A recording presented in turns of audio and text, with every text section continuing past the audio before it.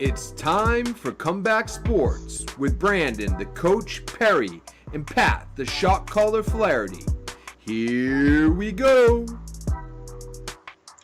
What's happening, everybody? Welcome to another edition of Comeback Sports, a weekly sports talk show where we bring you 10 topics about sports across the country, across the globe. I am Pat, the shot caller Flaherty, and as always, I am joined by my co-host, Brandon, the Coach Perry. Brandon, good to see you again, man. I'm sorry I missed last week to watch that stupid Red Sox game. The fact that you say it like that makes it entertaining, but we all feel your pain, certainly, but we are definitely glad to have you back.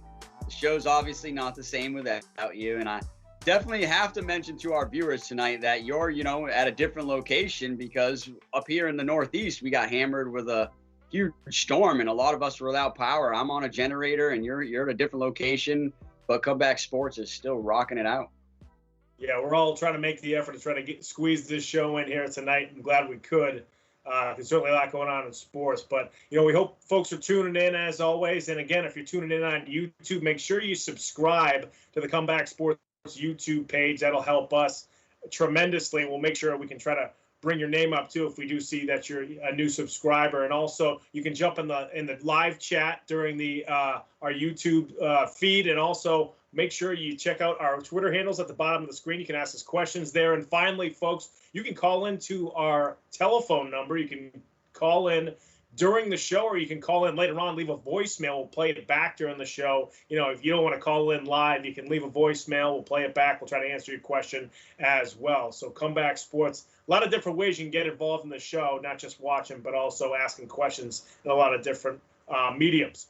Folks, we're going to kick things off with topic number one, and we got a lot of NFL stuff on the plate, but topic number one is Big Boy Bengals. Brandon, the Bengals have been sort of one of those laughingstock teams in the NFL for a while, even when they had decent teams with Carson Palmer, but they still had, and some of their other guys, they still were kind of not considered contenders. Now this year, all of a sudden, after getting that number one pick, Joe Burrow, getting the fifth pick overall and picking Jamar Chase, Burrow and Chase look awesome. I mean, what do you think about their chances as a playoff contender this year out of Cincinnati? I almost think it's a guarantee, honestly. The way that I've been seeing the Bengals play so far through these first few weeks of the season, and I mean, we're almost like 1/3 of the way through at this point, and they're looking really good. I have to think that was one of the best decisions in the history of the Bengals, pairing these two guys up together. And we're talking about Joe Burrow and Jamar Chase. Obviously, we've talked about Jamar Chase before on this show and the tear that he's on right now, historic tear. And he's actually put himself now in rare air through the first 7 games, having over 700 yards receiving. I believe he's got 5 or 6 touchdowns. He is absolutely on fire right now, proving that he was worth that number one pick. And honestly, he might have been worth the number one pick overall at this point, playing better than the Trevor Lawrence. I get it. Trevor Lawrence doesn't have much around him right now. But right now, out of the rookies, this guy is lighting it up. And I think all the Bengals fans are certainly happy to see it. And like you said, you brought up those teams in the past with Ocho Cinco they had on that team as well. Yeah. Carson Palmer and Ocho Cinco. And I have to agree, they probably weren't a perennial power at that point, but they weren't one of the worst teams in the NFL. And you would think, I believe they got to the playoffs, but would get dispatched usually in the first round during that era of the Bengals. So I have to think that this team can go further than any Bengals team has possibly ever gone. And I know a Bengals team has made it to the Super Bowl, but I think this team does have the potential right now. I think right now the biggest question is on defense, because their offense is absolutely loaded with the two guys we just named of, but also at running back, Joe Mixon is unbelievable. I think he's a guy that flies under the radar and definitely does not get enough credit for what he does. We know it's a passing game in the NFL, but if you don't have any kind of run game to rely on, well, guess what? Teams will just drop back in coverage and not have to just, play true or honest to it. So I think Joe Mixon does a great job of helping them keep it mixed up. But like I said, I think the real question for this Bengals team is how far they can go is going to be how far that defense can take them. Yeah, I think that's definitely a big thing for them. I mean, you see the stars on the offense. Joe Burrow's, it just keeps getting better from last year. Very consistent too. and a lot of poise, a lot of good intangibles along with being a good thrower of the football. You got Chase, who's having an awesome rookie year. T. Higgins is a good player. Tyler Boyd's a good player. Then you mentioned Joe Mixon. They can mix it up in a bunch of different ways. And then I can never pronounce the name of the tight end, but he can get in the mix as well, too. So their offense, as long as they keep Joe Burrow upright, it seems like the last 2 years it's been that concern. And you saw him last year, he was getting killed and then he tore his ACL. So I don't think anybody expected Burrow to come back this quickly from that injury and then also to continue to improve after sort of a half of a rookie season.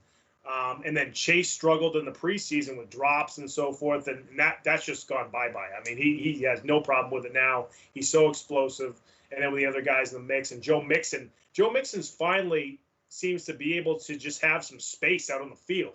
I mean, before with Mixon, it was always, he ran hard, but he would never have any room because teams would load the box against the Bengals. Well, now they can spread teams out. Mixon has all the room and real estate to run. So, like you mentioned, I think it's the defense that has to be solid. They don't have to be a shutdown defense. They don't even have to be a top 10 defense. But if you're a middle-of-the-pack defense with this kind of offense that the Bengals have, as long as they stay healthy, as long as Joe Burrow is healthy, they're going to be a playoff contender, and we'll see what happens after that.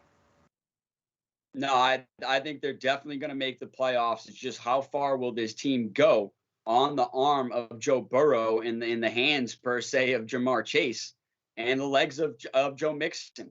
But I really do think the biggest question of this team is going to be that defense. Are they going to be – because in the playoffs, they're arguably going to have to face a team like the Arizona Cardinals, who we're going to talk about next, or the Dallas Cowboys, or maybe even the Green Bay Packers led by Aaron Rodgers, who is, really turned it on these last few weeks. So there's a lot of good teams right now in the NFC. So I think that defense is going to have to step up. But just quickly before we move on, I think, Joe Burrow right now is by far leading the Comeback Player of the Year award, in my opinion. I can't think of anybody else that right now had a huge injury or was out last year that is really bouncing back like this kid is right now and putting himself up there and leading his team to such a great record right now. And like you said, coming off a big injury, I don't think many people expected him to be doing this right now. So, hey, that's a great topic. We'll definitely be watching them going forward. But let's move on to topic number 2 tonight. Rocking on and rolling on here on Comeback Sports to topic number 2. And we were just talking about the Arizona Cardinals being one of those teams that, potentially the Bengals are going to have to face in the playoffs. But I don't know, maybe not in the first round if the Cardinals keep this up, because they might be looking to secure that bye. And I guess this real question is right now is, are the Arizona Cardinals a Super Bowl contender? Yeah, I mean, I definitely think they are. The one thing that, off the bat that you worry about is that they don't have a guy, Kyler Murray doesn't have any playoff experience. DeAndre Hopkins has a little bit, AJ Green has a little bit. Zach Ertz has some. That was a huge pickup for them. But, I really just like that they seem to be going for it this year. They have some guys on defense who can certainly play. Isaiah Simmons has taken a big step forward. Chandler Jones has been hurt. If he comes back, that could be huge for them.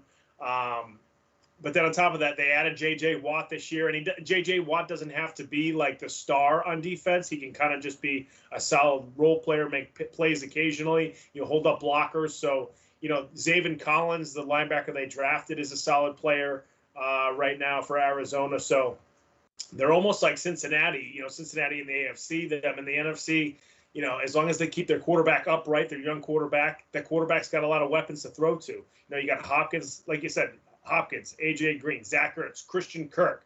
That Ertz, if anybody saw their game on Sunday, they saw that play where Kyler Murray hit Ertz, kind of sort of up the seam and over the middle, and he just ran 35 yards with it after catching a 20-yard pass for a 50-yard touchdown. And it was like there was nobody around him because he had A.J. Green over here, he had Hopkins over here, and he had Christian Kirk deep. So, Ertz hasn't seen that kind of open space in a long time, almost like we talked about how Mixon hasn't seen a lot for Cincinnati as a running back. So, you have all these layers of players who can contribute to this Cardinals team, and they have talent on defense, too, this time around. So I think it's going to be definitely a Super Bowl contender for them. You just wonder, like I said, Kyler Murray does not have any playoff experience. Now, we've seen quarterbacks go on runs where that didn't matter. We'll see if that matters here. He also has to hold up. He started to wear down last year. He had, I think, sort of a shoulder or hip injury. I forget which one it was last year. Towards the end of the season, that definitely slowed him down. So they got to make sure they keep him upright when he scrambles, get out of bounds, once you get the first down, that sort of thing. And I think they're definitely a Super Bowl contender. Yeah, I mean, this is the land of the rising sun out there in Arizona, and it's rising big for them right now. I don't think many people predicted this team to be 7-0, and currently they are leading the NFL. I believe the only undefeated team left in the NFL currently is the Arizona Cardinals. So I think that's a huge surprise, big story across the NFL, big story for Arizona Cardinals fans. But I definitely think they are Super Bowl contenders. I think they've kind of proven it so far with this record. And their offense is amazing, absolutely amazing. I'd say, honestly, just as good as the one we were just talking about with the Cincinnati Bengals. And right now, Kyler Murray is playing at such a high level that he's got himself in the talk for MVP. I personally, right now, for MVP, I've got 3 guys right now fighting over the MVP, and that's Tom Brady, Kyler Murray, and Lamar Jackson. I think those are the 3 guys that are leading the MVP votes right now. And I think you could ask before the season, would people be picking Kyler Murray? And I doubt it. And I think even with the addition of that, like a Hopkins that he got with such a target, I still don't think people would have been picking him. So I think he's kind of came out of nowhere, been playing a really good football and leading this team.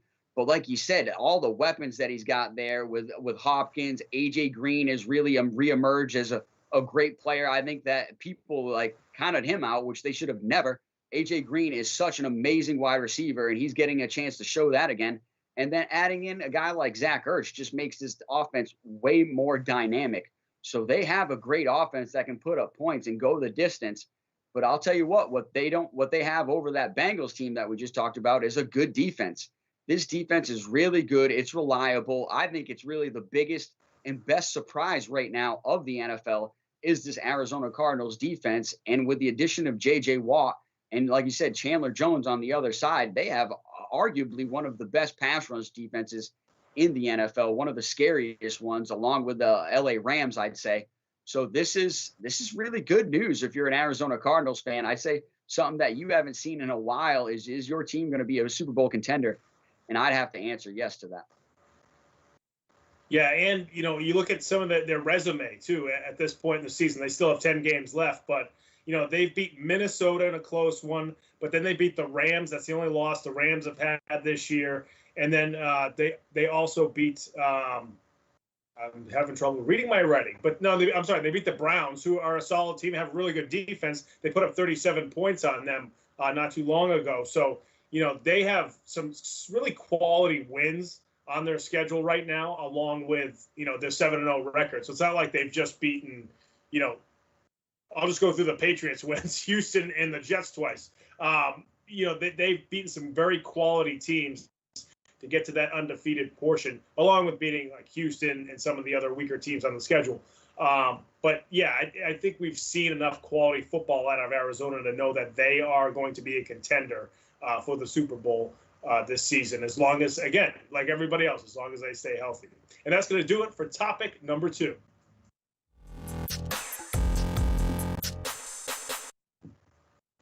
Moving on to topic number 3, we're sticking with the NFL. And Brandon, a lot of injuries right now in the NFL. A lot of players who, you think they're going to be out a week, and then all of a sudden they show up on IR. I mean, a lot of quarterbacks, Baker Mayfield, Russell Wilson's already been out for a while. Now Zach Wilson, even though the team is struggling, he's a rookie, he's going to go on IR for at least 3 weeks. But then you even have like Christian McCaffrey, who still isn't back. There's several guys that are on either IR or have been out for multiple weeks now. And they're stars. They're not just kind of bit players in the NFL. Yeah, no, I agree. I think the injury bug is hitting kind of early here for some teams. And for other teams, it might not be several players, but it's their major star, like Christian McCaffrey. I'll tell you what, look at those Carolina Panthers. Since Christian McCaffrey got hurt, they've been on an absolute slide these last 4 games, and maybe even halfway through that game when he got hurt. So it clearly proves about how much of a player he is and how big he is for that Carolina team if he could be healthy and stay healthy and be on the field. But I think, yeah, the bigger stories are these quarterbacks being hurt, and I think that hurts some of these teams even more. I think the Seattle Seahawks right now, like, people are questioning, should Pete Carroll be fired because they're having such a rough start? But I think it's because they don't have Russell Wilson. Russell Wilson is clearly still one of the best quarterbacks in the NFL, one of the most reliable. And I'm talking, this guy is a soldier. He has really rarely missed a game. And I believe this is the first stint in his career that he's missing like several games in a row. And it's really hurting the Seattle Seahawks. So I've got to think that's a big story there, having Russell Wilson out. But then this Baker Mayfield story, I know Case Keenum has played pretty good and got the win the other night. And people are saying that maybe the Browns are just as good. And I don't know. I think that's a tough question. Are the Browns just as good? I do think Baker Mayfield has a lot of talent. I think he can move the pocket. And I especially think in the NFL nowadays, that's huge. So I don't know. I think the Browns are a little better with Baker Mayfield. So having him out, the confidence and the swagger that I think Baker Mayfield brings, I don't think people give him enough credit for that and how that can transition in a team sport as well to his teammates and helping them play as well, and the confidence that he brings with them. But I think also this Zach Wilson injury, man, tough to see it happen against obviously the Patriots. Is, Matthew Judon has been an absolute nightmare for quarterbacks so far this season. We obviously love it as a Patriots fans, but I hated seeing Zach Wilson get hurt there on that play. And it was kind of a freak play, honestly. Like, Judon kind of just dragged him down. I really didn't see much with the knee getting twisted or bent in an awkward direction. But, Wilson didn't get up after that point, and now it's come to see that it is a big injury. And I do think they're obviously going to wait and play it safe with him, as they should. He's their number one pick, and we're talking about that being their franchise going forward. So I think that is the biggest story right now for a struggling New York Jets team to go to a backup quarterback that has even less experience than your rookie starting quarterback. That's a huge, huge story for a team that's struggling and is going to probably continue to struggle until they can at least get Zach Wilson back and try to build up some momentum with their rookie QB.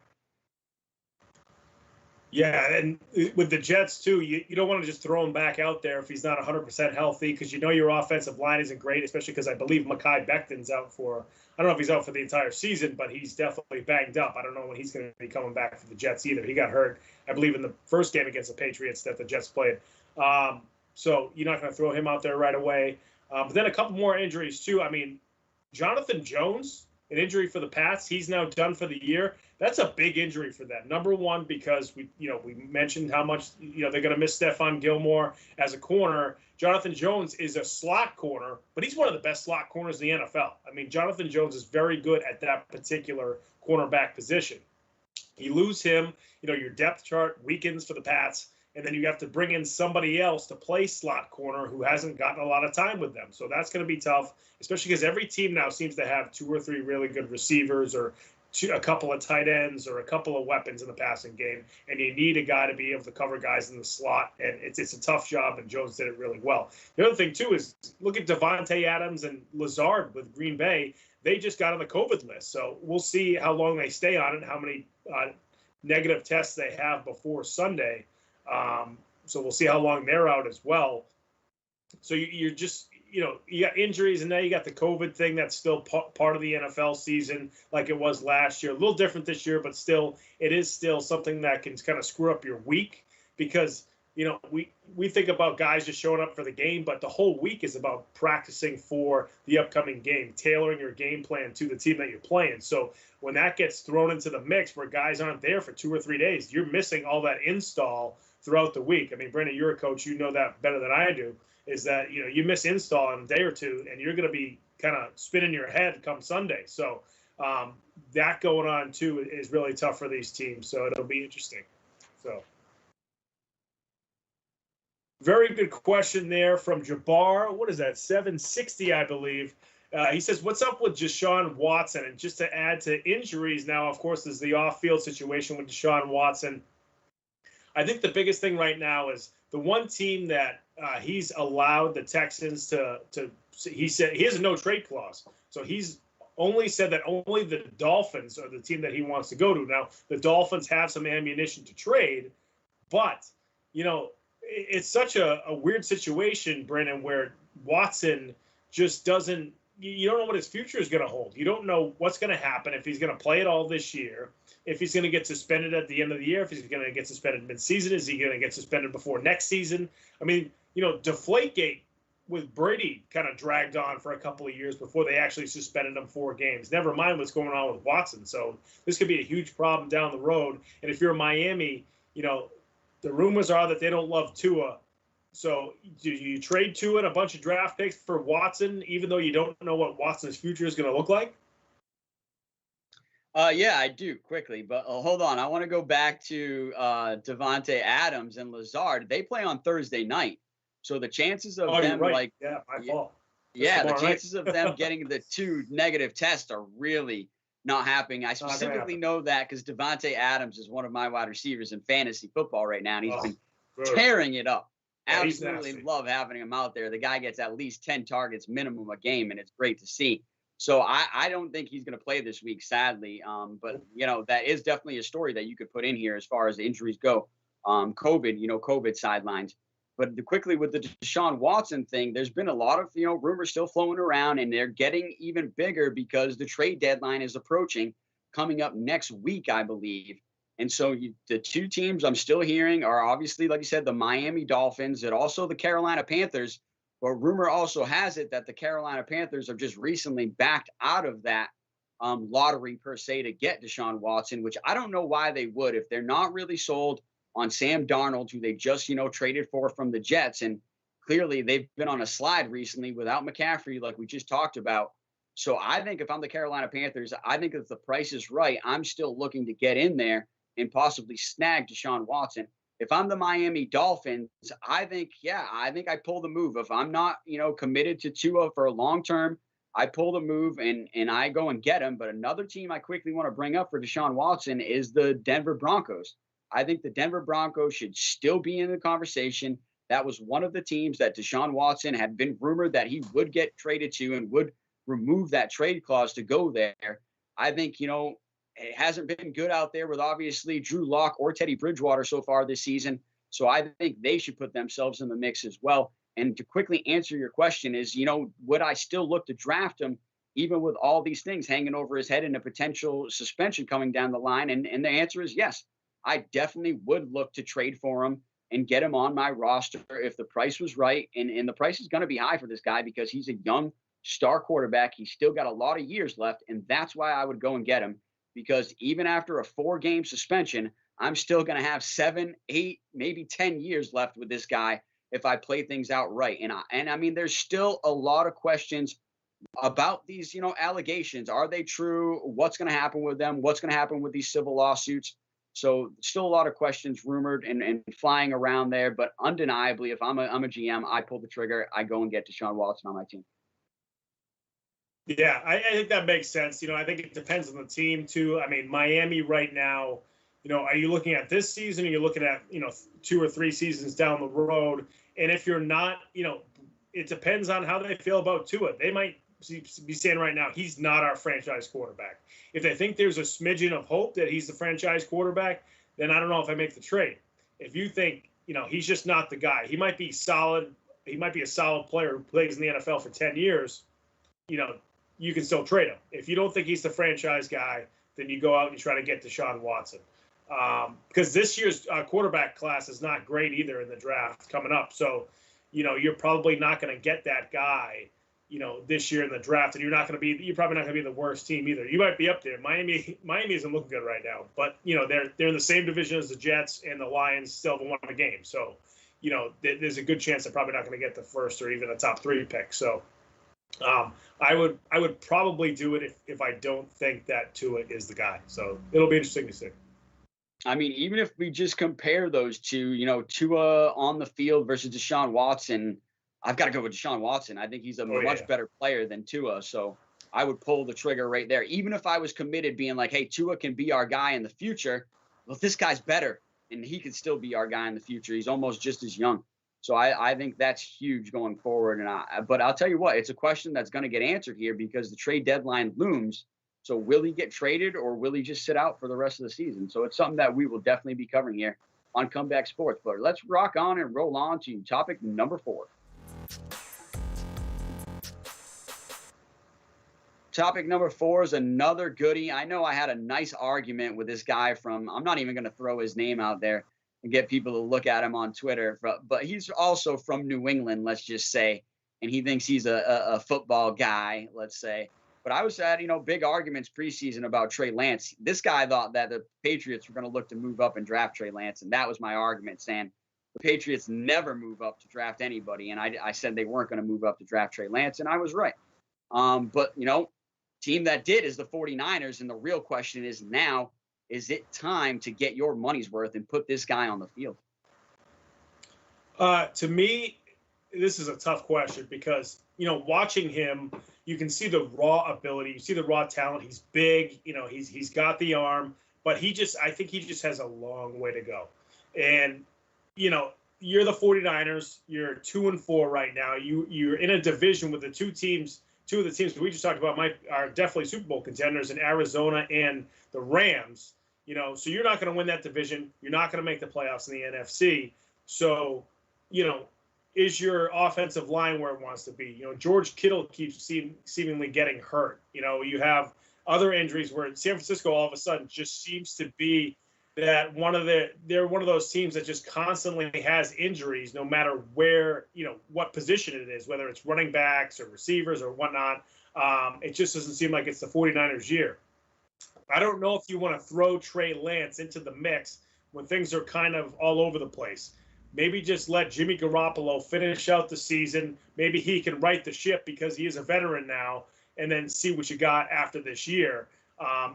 People remember just a couple of years ago, Pat Mahomes sat out that first season because Pat Mahomes, who obviously we all know has all the talent in the world, is a smart guy, but in college never had to identify a Mike linebacker.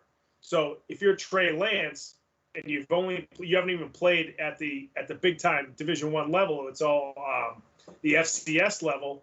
When he was at North Dakota State, you haven't. This thing sometimes I think move a little too fast for you. Not physically because he's a great athlete and get out of the pocket, sort of things like that, but not knowing how to quickly call the protection, not knowing to tell your line that they need to shift to the protection because there's a blitzer coming on the other side, not reading the corner. And I know some of that stuff you just need to experience in a game, but for the most part with Trey Lance, he seems so raw. And I just don't think it's time for him to start. I would probably wait till next year to start Trey Lance. Let him get his feet wet as an NFL player before you throw him into the mix there. No, I definitely have to agree with you. And, I've said it many a times on this show, and we can go back or any of our viewers can go back and see that I was not a big fan of Trey Lance leading up in the draft. And I really wasn't high on him. I didn't think he was a first round pick. I still don't think it's time for him to be on the field at this point. I do not think this kid is ready. I arguably think it's a few years away, honestly. I think you could put him on the field and you'll just watch him struggle. You'll watch your team struggle. And I'm going to bring up a couple of other guys that, were arguably better than him and better even draft-wise, and that's Zach Wilson of the New York Jets, right, who has really struggled this year with the Jets, even just struggling on reading coverages, like you said, or making the decision on where to throw the ball. Another guy that's struggling that I would say is arguably better than Trey Lance is Justin Fields with the Chicago Bears. Obviously, there's a lot of questions there if Matt Nagy's even using him properly. But I'll tell you what, he's still struggling himself, making decisions on whether even if he wants to use his legs, one of his best talents, I think. So I don't know. There's just rookie quarterbacks out there that are much better, more talented than Trey Lance, and they're currently struggling right now. So if I'm the 49ers, I let this kid develop and learn as much as he can behind a veteran quarterback like a Jimmy Garoppolo. And that's this season, maybe even next season, if he is not ready. I know a lot of people would say, man, letting a first round pick sit for 2 seasons. If you're committed to this kid long term, then that's not a big deal because he's very young. But if you're not committed to him long term and you want to see what you're going to get out of him for your money, then yeah, in season 2, you probably will have to play him at some point and put him out there on the field, but it would probably be halfway through the season at least. So I think if I'm the Niners right now, I let this kid sit and learn, and I try to develop him as much as I can right now. so I can get him into position and put him in a position to be successful. I think if you put him on the field right now, I think he is going to struggle more than any of the rookie quarterbacks right now. And we're talking about rookie quarterbacks, and I have to bring up Mac Jones right now of the New England Patriots is by far playing the best out of any rookie quarterback right now. And that's arguable. Is it the Patriots putting him in a good position to be successful? Or is it that Mac Jones was just really one of the best pro-ready quarterbacks coming out of the draft? So there's a lot of questions right there. But I'll tell you what, Mac Jones is playing great and better than I think Trey Lance could do right now. So I think if I'm the Niners, I've got to wait on Trey Lance and keep him on the bench. Yeah. I think with Mac Jones, the combination of the two, along with good coaching, especially out of Josh McDaniels so far. You made a good point about, fans or experts might not want the 49ers to sit a first-round pick for 2 years. We know who did that was Aaron Rodgers. He sat for 2 years after being drafted in the first round when Brett Favre was the starter in Green Bay. So you could see the 49ers doing the same thing. Now, he doesn't have Brett Favre ahead of him to even come close with Jimmy Garoppolo there. And I think that's the bigger thing. 49ers fans are seeing Jimmy Garoppolo. They paid him a lot of money. He brought them to a Super Bowl. Didn't really, we can have a totally different conversation about his performance in the Super Bowl a couple years ago. But, he didn't live up to expectations after getting all that money and kind of hasn't gotten better. And I think that's where people are calling for Trey Lance. I don't even think it's, we think Lance is ready to go. It's more, we're so sick of watching Jimmy Garoppolo. We want to see the guy we just took third overall. So, the coaches in the front office know what they have to do with Lance. He is such a diamond in the rough. He needs to be polished. He needs to be chipped away to become that star quarterback. And he's just not ready yet. Absolutely. So that's going to do it for topic number 4 here on Comeback Sports. We're going to move on now to topic number 5, and we're shifting to sort of the memorabilia, paraphernalia avenue here of sports, folks. We talked a lot about how, cards are now going for crazy dollars and people are looking for different things. And just recently, just the other day, somebody bought a pair of 1984 Michael Jordan worn Nike Air ships that sold for $1.5 million. Michael Jordan worn. So he wore them in a game. We don't know if it's a playoff game. I didn't look into it that far. I didn't know if it was, the first shoes that he wore. I'm not 100% sure, but $1.5 million. Unbelievable, Brandon. Well, hey, speaking of memorabilia, it's not a topic this week, but it's definitely going to be a topic for us next week, and that's that Tom Brady ball. But I'll tell you what, if that Tom Brady ball, if these sold for 1.8 whatever million, is that what it was, 1.84? I think it was 1.5 or 1.58, I think is what it was. Okay, then the Brady ball is definitely worth 2 or 3 million. Hearing that these shoes sold for that much. But yeah, it's amazing. And it's like crazy what these millionaires do with their money to spend that much money on a worn pair of shoes. I honestly don't care if Jesus wore those things in the first ever basketball game. There's no way I am paying that amount of money for shoes like that. That is crazy. Look at the condition of those things. I'm wondering, are they going to wear them? Are they going to put them on display? Like, are they going to let their kid have them? That's got to be going into a glass case, man. I would hope so if you're going to spend that much money on them just to show them off occasionally. But I also hope this person, whoever bought them, has one of the sickest memorabilia rooms in the world, and he's just adding to it at this point.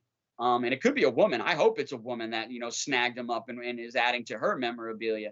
But I'm just so shocked that they sold for that. I know Michael Jordan is arguably the greatest player of all time, and that's another argument that we can have on the show. But I don't know, man. Like I said, I can't see paying that much money for a pair of worn basketball shoes. And if I'm gonna pick a pair of Jordans, it's probably gonna be a different version than the Air ships. I'm not gonna lie. Yeah, once I saw the shoes, I was like, those are Jordans. Those don't look like Jordans. And I know it's early. Like I said, I think he was his rookie season when he wore them. And maybe that's why they're so valuable, because it was the first pair of shoes he wore in his first regular NBA regular season debut. So we'll probably have to look that up. But yeah, $1.5 million for a pair of worn shoes it's just outrageous. And like I said, you better be putting that, never mind a glass case, you better put that in a vault. It's just crazy that people will spend that kind of money for shoes. I also want to know who got the 1.5 million, who was selling them. Does some of that go to Jordan? And if Jordan, not that he needs it, but like if some of that goes to Jordan, is Jordan going to donate that to charity? I mean, I want to see what happens with the money there. But it is crazy. We saw throughout the pandemic, people are starting to collect things again because not a lot of people spent money last year, and they want to, use the money somehow and buy things, and those type of things have sentimental value too. So they want to spend money on. That's what they want to spend money on rather than something else. Hey, if you got the money and you want to spend it, go right ahead. I just can't picture it, but good for that person that they can afford $1.5 million sneakers. Yeah, man. During the pandemic, like you said, people were scooping up stuff. I went and scooped up a pair of Jordans too, a pair of Jordan 11s, the Space Jam version, but those are only a couple of $100, man. So compared to this, like 1.5 million, come on, there's so many better things you could be doing with $1.5 million. But like you said, people spend their money on crazy things, but I've got to think if I'm going to spend that money, I'd rather have the Brady ball. And, like I said, it wasn't a topic this week, but we'll definitely have it as a topic next week, considering that story is fluid and changing every second now, like what the guy's getting back in return. The guy that I think personally got played on live TV for $1 million ball or a couple $1 million ball, $2 or $3 million at this point. But hey, we'll talk about some more memorabilia next week. Let's move on to topic number 6. Hey, if you're new to the show here, give us a subscribe, give us a like, tune in to Comeback Sports every Wednesday at 8 p.m. U.S. Eastern. But give us a like here, give us a subscribe, and come back and ring that bell so you can get all your live content fed right to your page. But we are talking about the United States Grand Prix and the return of the U.S. Grand Prix and how it was just a huge, big success for F1 and for American F1 fans. Yeah, so it was reported that there were over 400,000 fans in Austin, Texas for the U.S. Grand Prix, which is huge for F1 here in America. I know in 2018 they had something like 264,000. So, you're not doubling it, but, you're almost doubling it with that amount of fans. We spoke before about how people just want to get back to these live events. It's been so long that people have been able to go to stuff like this, especially here in the United States, that now, they're having these outdoor big events. They're in Austin, Texas. Austin's a great city. And they've had F1 before. They had it again. And people from all over the country went to this, like they do most, other F1 races. People from the country that it's in kind of flock to that particular city. But yeah, this was wild. I mean, to have that, I think that's the biggest crowd they've ever had in F1 racing ever, I think. I'll have to check the numbers on that one, but 400,000 people is just amazing. And this only helps F1 Miami, which is next year, right, Brandon? With F1 going to Miami, this only helps the popularity of that, because now people are going to want to go down there too. Everybody thought it was such a great success. You saw that the TV ratings were great. The in-person ratings were great. You're going to get great sponsorship in the Miami one now because of the success of the Austin one. So this is just good for sort of American popularity of F1 racing, and this is only going to continue. Yeah, no, it's blowing up right now. F1 is blowing up, and I love seeing it. Obviously, I've been a Formula One fan for many, many years, over a few decades. So I love seeing that other fans are catching on to it finally here in the United States. But 400,000 people over the weekend for the United States Grand Prix is the biggest sporting event since the return of the Indy 500 earlier this year. And I don't know if the Indy 500 had more or if the U.S. Grand Prix had more. I believe the U.S. Grand Prix just inched them out and had a few more in attendance over the weekend. So that is big news. But the real big news is the increase of the fans there. Like you said, from 2018 to even 2019, I believe they said it was a 48% increase in the amount of fans from 2019 to 2021. So, and a lot of people are bringing up Drive to Survive, obviously, and Netflix, and seeing how that has really been a big driving force here and bringing F1 to not only more of a global market, but definitely wide opening the eyes of American fans here to a great sport. And I think that is definitely true. And I think it showed here with that number of attendance. Usually when they call that Haas Hill going up into turn 1 at Austin, and usually there'll be a lot of people there, but this year, oh my God, it was so many people packed on top of each other. And man, it looked like a cutout. Like there was just so many people there. It just didn't look real at one point when the camera panned through it. But great for American fans, great for Formula One. And that's why Formula One's talking about bringing more additional races to America, obviously, with the Miami Grand Prix in May of 22. But there's obviously rumor of a third American race popping up, with either Las Vegas being in the mix or potentially the Indianapolis road course, which would both be too amazing. I mean, Las Vegas, that would be amazing. It would have to be a night race, in my opinion, because of how hot it is in Vegas. So Vegas under the lights would be amazing with these F1 cars. And then the Indianapolis road course, they've been there. F1's been there in the past. So to go back there would be absolutely amazing. But this Grand Prix lived up to all the hype, and it was great to have the F1 back in Austin and back here in the United States. But obviously we got to talk about Max Verstappen getting the win, his 18th career win all time. He pulled it out and managed to beat Lewis Hamilton and had himself a great drive. But in my opinion, the star of the day was his teammate Sergio Perez. For a few reasons, he finished on the podium, had a great drive, had a great qualifying, was one of the fastest guys on track all weekend long. But another reason why I'm picking him as star of the day is on lap 1, his drink system failed. His drink system failed. He had no water, no drink for the entire race. At the end of the race, was almost dehydrated, could barely get out of the car, said he could barely move his legs and his hands, and he still managed to have a great drive and drive that Red Bull onto the podium. So I really think that is the story of the weekend, on top of the endless amount of support he got there. Obviously, a Mexican-born driver in Texas getting a ton of support. And when we go to the Mexican Grand Prix, man, you're going to see even more support for Checo. So I really think, whatever else happened for Red Bull, Max, Lewis, or anybody, I really think the star of the weekend and the story of the whole weekend was obviously the attendance, but I think Sergio Perez was really the star of the day.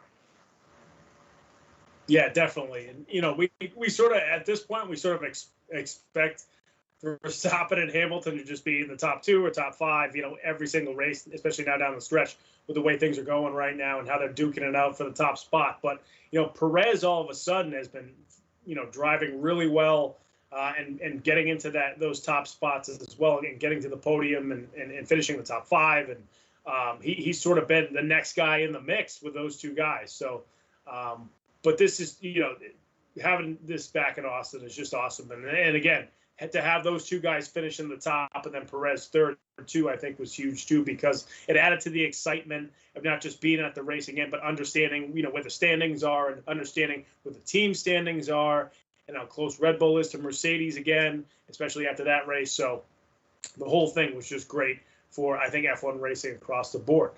So, folks, that is going to do it for topic number 6.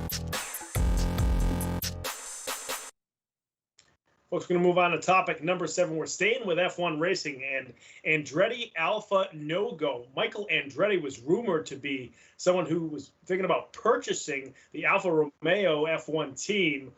Now we're hearing that rumor is not true. It's the financing is not going to come through or something to that effect. So, Brandon, what does this mean for F1 racing? I mean, this would have been pretty cool if Michael Andretti was able to purchase an F1 team. Yeah, I mean, this is a big story. And like we had talked before the show even started, it's a fluid situation that is changing by the second. So it could change and flip-flop back to where maybe Andretti says, you know what, we are buying the team and we did pull a deal through. But right now, that rumor of them purchasing Sauber and with that, the Alfa Romeo F1 team, it looks like it's falling through and like a deal is not going to happen. And so, it's big. It's big for that second seat. And it's big for F1 because, like I said, that second seat's open and it's either going to be Guangzhou or, they want to save it for Porsche in 2023. But there's obviously Nick de Vries. Mercedes is trying to put him in that second seat. alongside Bottas and potentially getting a Mercedes engine in that Alfa Romeo car as well. But, there's also been a lot of talk that if Andretti could have pulled this purchase off and pulled this acquisition off, that American-born driver Colton Herta would have made his way over to F1 and made the switch from IndyCar to F1. And that was going to be big news that we were going to cover here. But then we got the news that, the deal was falling through. So we decided to cover the deal falling through instead. But, man, I would have really been excited to see Colton Herta have a chance to get in F1. He is really one of the best young drivers in IndyCar right now. And I've even talked to people being like, hey, if you're one of the best in IndyCar, do you want to go over to Alfa Romeo and kind of be on the back of the grid? Well, I keep talking, and most people, we keep coming up with the answer being like, yeah, man, it's F1, baby. And you're traveling the world. You're making more money. It's just a bigger brand. It's bigger for you personally. You're probably going to enjoy it more. So I totally get it. I think it would have been an amazing move for have an American-born driver move over into Formula One and have Andretti, an American-based team, take over Sauber and Alfa Romeo.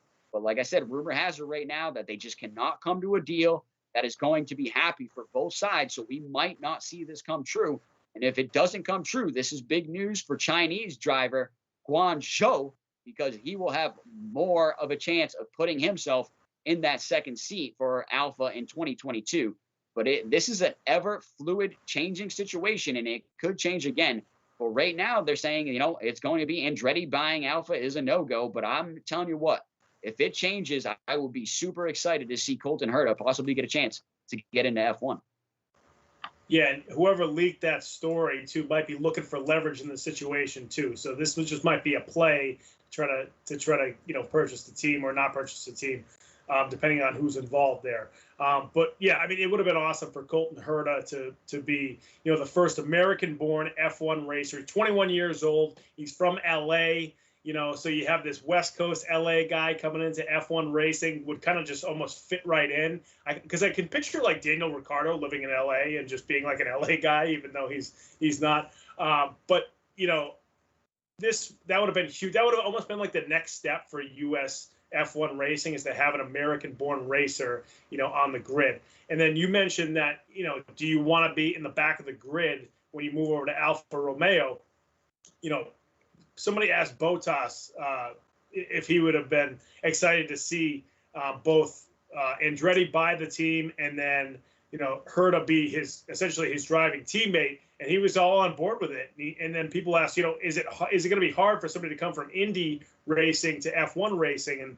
And some of the drivers said, listen, the new simulators are so good that you can kind of simulate quickly. And then also there's going to be so many rule changes that the cars, everybody's going to kind of have to make adjustments. So it kind of levels the playing field for a new guy coming in. So he still has to kind of figure it out, but the learning curve would not be as steep for him as compared to everybody else, because they're still learning some new things as well with these new rules and new cars. So I think this would have been perfect timing for Herta to kind of squeeze into Alfa Romeo. Now, we'll see if this still happens. Like you said, it's a fluid situation. But if it doesn't happen this year, with Bottas coming over next year, I think this would have been perfect timing. And if it doesn't happen, then you sort of do lose that perfect timing with Herta possibly coming over to F1. Yeah, I think that would have been great news, like you said, and it would have been definitely exploded the popularity of F1 here in America even more.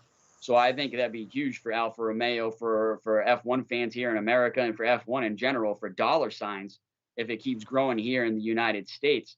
But I think it's a big news. It's ever fluid changing situation that we've definitely got to keep our eye on. And I think quickly, talking about the change of going from IndyCar to F1, we've got to talk about some drivers that went from F1 to IndyCar, namely Romain Grosjean right now, who's absolutely been tearing it up in IndyCar and has been really one of the best drivers, was one of the best rookies in IndyCar this past year. And it's crazy to call that guy a rookie with the amount of time that he spent in a Formula One car and in race cars in general. But he was new to IndyCar, and he was absolutely tearing it up. And then Kevin Magnussen, his former teammate at F1, made a small stint in IndyCar this year as well and did an amazing job there as well. And then just recently, rumor has it that McLaren Aero IndyCar was testing Nico Hulkenberg this past weekend at Barber Motorsports Park and looking to get him an IndyCar. So I think the switch is, vice versa, is easily done, going from, I shouldn't say easily done, but quickly done for these talented drivers, going from either IndyCar to F1 or from F1 to IndyCar. But definitely, if this story changes, we will guarantee to be covering it going forward. But let's move on to topic number 8 tonight. Topic number 8 for all you baseball guys out there. I know you loving it. The boys of summer are playing it out here in the playoffs and trying to win the big one here. And we're talking about the World Series. So what do you got for a prediction there, Pat? Yeah. Did I mention I'm pissed off that the Red Sox didn't get here? Yeah. I am rooting hard for the Atlanta Braves. And it's now easier because they won game 1. They got dealt a huge blow with Charlie Morton having a fractured fibula. Wow. He actually struck a guy out having a fractured fibula. That's crazy. It's weird. We've seen other athletes too where they actually already fractured their leg, but then made a couple more moves out on the court or out on the field and then really felt it. And I think that's what happened with Morton. So that's a huge loss for the Braves. I'm still going to pick them to win the World Series, though. They have some depth kind of across the board, too. I mean, Max Fried, who's going tonight. I don't know what the score of the game is right now. I think it just started, but he's a top of the rotation pitcher. He's really their ace from this past season. And they have Ian Anderson also is a solid pitcher, sub-4 ERA. They're going to need both those guys, I think, over the next 2 games to really go at least 5, maybe even 6 innings, because the bullpen had to pitch a lot last night. As soon as Morton got injured, he got injured in the 3rd inning. So they used a few bullpen guys who worked multiple innings, or at least 1+ innings in game 1 last night. So it was huge that they won that game. But going forward, they're going to need a lot more out of their other 2 top-end starters, and then they'll probably have maybe even like a bullpen day in the middle of the series at some point. But the one thing you also got to like about the Braves, everybody talks about, Houston's lineup, and Houston's lineup is really good. That's why they won. That's why they've been so successful. They won the World Series a couple of years ago. But Atlanta's lineup is now all of a sudden very deep as well. I mean, the past couple of years they've had Albies, they've had Freeman, Austin Riley. Those guys in the middle of the lineup, they're really good players. They're really good hitters. Hitting for power, hitting for average. But then they added guys like Jorge Soler and Adam Duvall, who are slugging over 500 since they've gotten with the Braves. So that's, about 55 games, I believe they played this season. They got them at the deadline. They now have so much depth in their lineup that there's not really a break in that lineup either. Dansby Swanson's a catcher. He's a pretty good hitter out of the catcher spot too. So you have a tough lineup you got to go through if you're Houston. And all of a sudden they're pitching. They don't have their top guy, and Lance McCullers now for the rest of the postseason. So they don't have the elite pitching either. The guy that pitched really well against the Red Sox just a few games ago really struggled in game 1. So, the pitching is probably level, even though Morton had to leave with that fractured leg, and he's not going to pitch the rest of the series. So I think it's going to be whose bullpen is going to, kind of pull, hold the bull by the horns, and who's going to be able to kind of get a decent amount of innings out of their starters, and then rely on their bullpen, as compared to which team is going to have to pull a starter in the 3rd inning, in the 4th inning, because that's really going to make a huge difference. So I'm going to pick the Braves because of the depth of their lineup and the amount of pitchers they have that I do think can go 4 or 5 innings, maybe 6 innings throughout the World Series. Nice. Yeah, I love that pick. And I'm not going to pretend that I'm a baseball guy here. We all know I'm not. Go back on any of the show. And I always say I'm not a big fan of baseball, so I can't lie about any stats or analysis. Definitely rely on the shot caller for all the baseball analysis here, and he just delivered some excellent one for you. But I'll give you some hot takes, and I'll tell you what, I'm picking the Atlanta Braves. I've always loved the Braves as an organization, going back to the Chipper days, man. Who didn't love Chipper Jones, right? And so I think the Braves are the big pick here, and it's the Astros. Who wants to see the Astros win after that whole cheating scandal just a few years ago? You brought up how they won the World Series. They were banging trash cans to win that World Series. So I don't think anybody wants to see the Houston Astros win it unless you're from the Lone Star State. And if you are, give us a subscribe, give us a like, but I really don't care what you want as far as baseball. Because let's talk football if you're from the Lone Star State. That's what we really should be talking about. But I'm telling you what, nobody wants the Astros to win here. But that was a big story with Morton taking that. I believe they said it was a 105-mile-per-hour hit ball off the leg there, and it cracked his leg, broken leg, and then he goes on and strikes out the next batter. I mean, that's a huge story. And I'll tell you what, just quickly, in high school, and producer Ben, we played high school football together. He'll know this story. Our defensive coordinator used to tell this story about how he broke his leg in a football game and then continued to play the game. We all used to wonder if it was true, but hey, I'm starting to think it might have been true now, seeing how, like you said, all these stories of people, they break their leg, they don't even know it, and they just continue on. Morton was another one of them, right? Just continued on until he got to that one point where he said, I don't know, and this is it. And I think the team even said, this is our ace right now. We need to go out there and take a check at him. And they said, nah, we've got to pull him out, and he's done for the series. So I do think that is a big story that their number one pitcher is out for the series. And I think that is going to, stretch their bullpen. But I'm still picking the Atlanta Braves to win the series. Yeah, you're a good man. I like to hear that.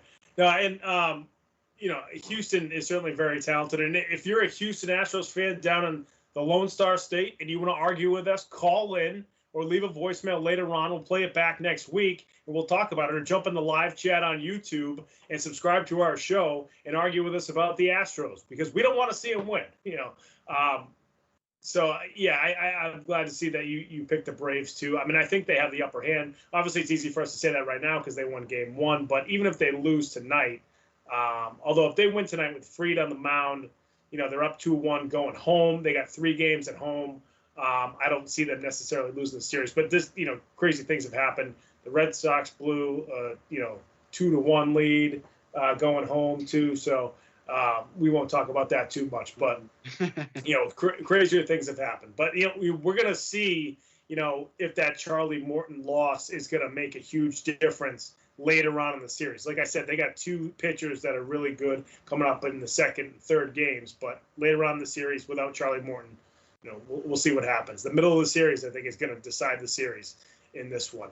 But that's going to do it for topic number 8. We're going to move on to topic number 9, and we're staying with Major League Baseball. Griffey is back. Ken Griffey Jr. is now a partial owner or a minority owner of the Seattle Mariners, the team that drafted him, the team that his dad played for towards the end of his career, and the team that he was on for 10 years. Everybody who loved Ken Griffey Jr. pictures him in a Seattle Mariners uniform. We don't want to see that Cincinnati Reds uniform. We want to see the Seattle Mariners uniform. He is now, him and his family are now a partial owner of the team. Brandon, this is huge for Major League Baseball in Seattle.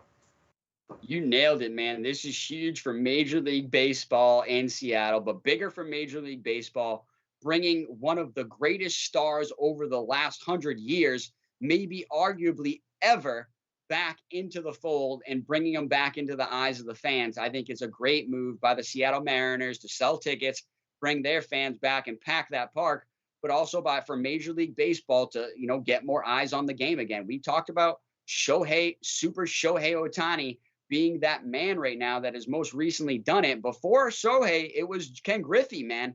And we arguably even compared them and their fame together. And if you even bring back, during the home run competition, Ken Griffey was there watching Shohei do his thing. And people loved watching even that. So I think this is great, having Ken Griffey back in the game of baseball. And I love it. He was one of my favorite. I even just said most recently I wasn't a baseball fan. But when you were a little kid, you had to admire what this guy was doing on the field and absolutely love Ken Griffey going up, robbing home runs, running up the wall, or even just taking it out of the park himself with that sweet swing he had. Then he had those sneakers, man. Who didn't love the Ken Griffey sneakers that Nike dropped? Oh, man, I love those. Those were amazing. Ken Griffey is just, like I said, arguably one of the greatest players of all time. And I would say he's one of the most popular players of all time, undoubtedly. So this is great for Major League Baseball, great for the Seattle Mariners, and I can't wait to see him back.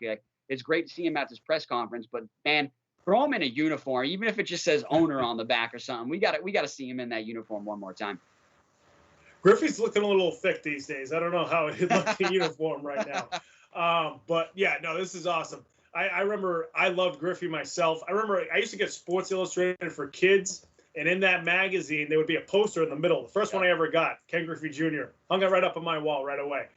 He was just cool. You know, you'd see him at the home run derby. He'd have the backwards, had to be blowing bubbles with bubble gum, and he had that sweet left-handed swing that was just everybody was trying to emulate. Even if you're right-handed like me, you're trying to emulate the Griffey swing just like everybody else. So playing wiffle ball. So yeah, it's cool. It's great to see like the cool guys kind of becoming owners now too. You know, we kind of picture owners in pro sports now as these old curmudgeons.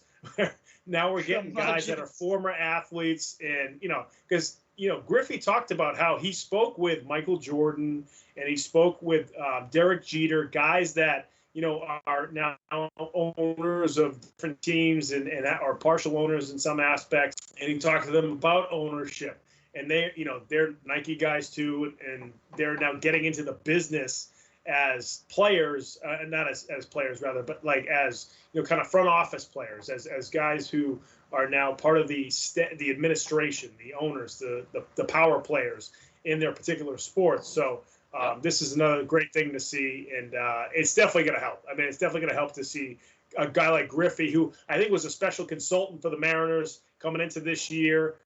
He's been around, I guess, a lot since he retired a few years ago. And he's now kind of like the face of the franchise again, which is pretty cool. Even though it's from an owner's box, he's the face of the Mariners once again.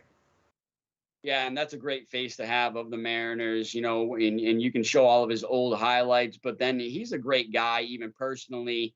I know a lot of people love being around him, so it's a great face to have, and it's a great, poster boy per se to have out front for your organization as potential or part owner, I should say. But he definitely puts himself in the category of other greats of their sport, like you said, to become owners, namely Michael Jordan, David Beckham, Derek Jeter, just to name a few. So I think he's definitely up there with them. And this is great for baseball, great for the city of Seattle, and I absolutely love seeing it. But hey, we'll cover it, especially if he gets that jersey on. We'll cover it some more. But let's cover topic number 10 tonight. And this is the Barclays Center getting wild, man. And you would have thought it was like a Guns N' Roses concert or something, but it wasn't. This is all over the misinformation led by Kyrie Irving. Yeah, I mean, everybody knows Kyrie has been, anti-vax. He keeps saying that he's anti the vax mandate, but, when has he ever really cared about anybody else in that sort of situation? All he cares, he doesn't want people to tell him what to do. That's how Kyrie has always been. That's how he is right now. And now you're seeing the effects of that. You have folks here who are protesting the fact that Kyrie wasn't allowed to play. It wasn't even necessarily anti-vax. Now, it sort of fits under that umbrella because that's why he's not playing. But there was people with signs saying, "Free Kyrie," and "I stand with Kyrie." And it's just like, the NBA is trying to keep everybody safe, just like everybody else is trying to keep everybody safe. And now these folks, these poor guys who are working at the Barclays Center, right, and gals, there are women there working there as well, who probably weren't working a lot last year because they didn't have a lot of games at the Barclays Center. They didn't have a lot of fans, so they didn't need a lot of security. Some of them were probably either furloughed or laid off or whatever. They finally get back to work, and now you got these people harassing them. And it's like, they're not the ones that made the mandate, even though the mandate makes total sense. They're the ones that are just trying to do their job. And now you're doing this to them. And it's like, people think this is like enjoyment, that they can storm the front of the Barclays Center. They had to close the entrance for a small period of time right before the game on Sunday when this was happening because there were too many people doing this. And it's like, we're finally getting back to being able to have these events. And then these people are acting like jackasses at these things. Like they just think it's, like you said, it's like a Guns N' Roses mosh pit in front of Barclays Center. It's crazy. And I'm not going to blame it solely on Kyrie, but he has a big chunk of blame with this thing because he has fans. There's certainly Brooklyn Nets fans who like him and want to see him again after he got injured in the playoffs last year. So he's definitely a major reason for why this is happening. And it's just ridiculous. This just shouldn't be happening. This is supposed to be, the start of the NBA season was supposed to be this like coming back to the live events, like we talked about with the F1 racing in Austin. It was supposed to be something like that, and now it's about this crap. Yeah, no, I think you're right. I think the misinformation about the vaccines is not, solely on Kyrie Irving, but I think this event specifically here at the Barclays Center, I blame Kyrie Irving for this one because it's Sure. all basically here. Those were his supporters, quote unquote. I believe, Joy Taylor, the beautiful Joy Taylor, tweeted out like these are the voiceless. These are the voiceless that Kyrie's talking about. And I thought that was a great tweet Yeah. pointing it out because it's like, all right, these are the people that are really standing up for Kyrie, and look what they're doing. And I'm not gonna lie though, in the video there, I wanted that guy in the backpack and the guy with the bowl cut to get all the smoke, man. I could have swore they were gonna start brawling it out. If you can roll that back, producer Ben, I could have swore they both wanted all the smoke there and we're gonna start rolling, but no, they didn't. But it's just really one of those things. We'll see it here at the beginning.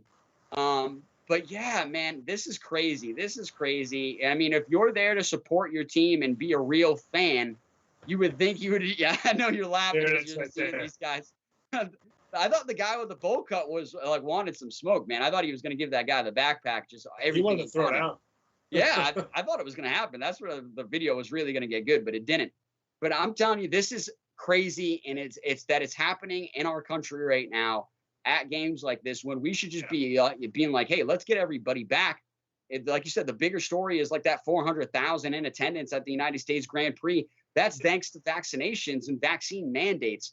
And it's crazy. Like, let's bring up, there's, polio, there's chicken pox, there's smallpox, measles, so many vaccines. And when I always bring up, like, Kyrie, do you realize you had to have those vaccinations to play college basketball at the University of Duke?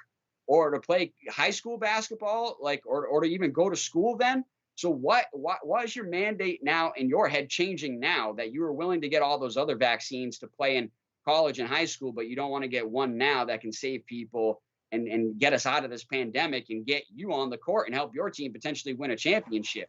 I don't get his thought process at all. And just quickly, producer Ben, you're sleeping back there. We're on topic number 10. Move it down. But yeah, but it's just really one of those things where I got to question it when you got madhouses breaking out like this over what an athlete said right in front of the game and in front of the stadium. You've got to kind of put some of the blame on Kyrie Irving, I think. Producer Ben, you're still sick. Yeah, no, you're totally right. And it's like I said, these areas of topic 10, Ben. These areas of these venues for sporting events and other spots are have been vacant for so long. Like if you go to Fenway Park, if there weren't Sox games this year, all those bars and restaurants and shops and souvenir stores, they would all be they were just like there was nothing there. It was like tumbleweeds going through that area. It was just vacant. Yep. And now they were coming back to this.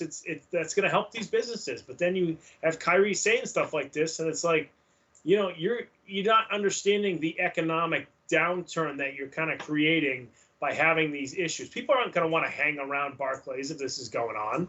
People aren't going to want to be sitting outside having a drink or getting something to eat or going around shopping in that area while this is going on before they go to the game. So it's just, I don't think that people are understanding the fallout from some of the decisions they're making, especially a guy like Kyrie. So, we hope that this thing, improves as this season goes on. Brandon, you have one more thing to say. Yeah, I just want to quickly highlight some superstars that did get vaccinated. LeBron James, Steph Curry, Damian Lillard, Jason Tatum, Jaylen Brown. I know obviously those guys are Celtics and I love naming them, but they're all vaccinated. They're on the court and they're playing for a championship right now. And I've got to give major props to LeBron James for stepping up and saying that he was vaccinated and that he was recommending his friends and family to get vaccinated as well. So there's other superstars that are taking other avenues. Let's just say that. Right. And it's not like, to say that, now when guys come up and say, I don't have all the information, it's just crap. They have all the information at their fingertips. They don't need, it's right there in front of them. So, again, we hope this continues, and we hope this, we hope this improves as the season continues. Well, maybe we'll see if because Kyrie's an awesome basketball player. I want to see him play. He's fun to watch. So yep. We hope that at some point he gets back in there because he gets the vaccine and everything is safe. Well, folks, that's going to do it for our show this week. Again, here on Comeback Sports. If you're watching us on YouTube, make sure you hit the subscribe button.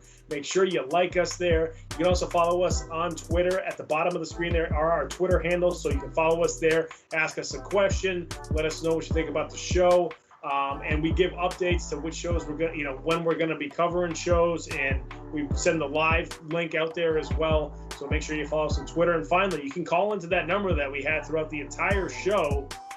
Leave a voicemail, call us in live, whatever you want to do. Get involved in the show. We want folks involved. We don't want it to just be the two of us. We want it to be any fan of anybody watching the show. If you want to call in and disagree with us, please do. That's what sports are about, disagreement. So please do that. Please get involved. We'd love to hear from you, folks. Brandon, any final thoughts before we sign off this week? Yeah, next week, like I said, we definitely got to talk about the Brady ball and that situation ever changing, and the value changing by the second, and that Brady 600 touchdown pass. But then obviously we got to talk about the Mexican Grand Prix coming up next week as well. So not this weekend, the following weekend. But let's see if Mercedes can get themselves back in the championship fight with Lewis Hamilton. Yeah, we might have either the end or almost to the end of the World Series at this point next week as well. So lots going to be happening going into November too. October's a crazy sports month, but November is not too far behind as well as far as what is going on. Folks, thank you again for joining us here on Comeback Sports. We'll see you next time.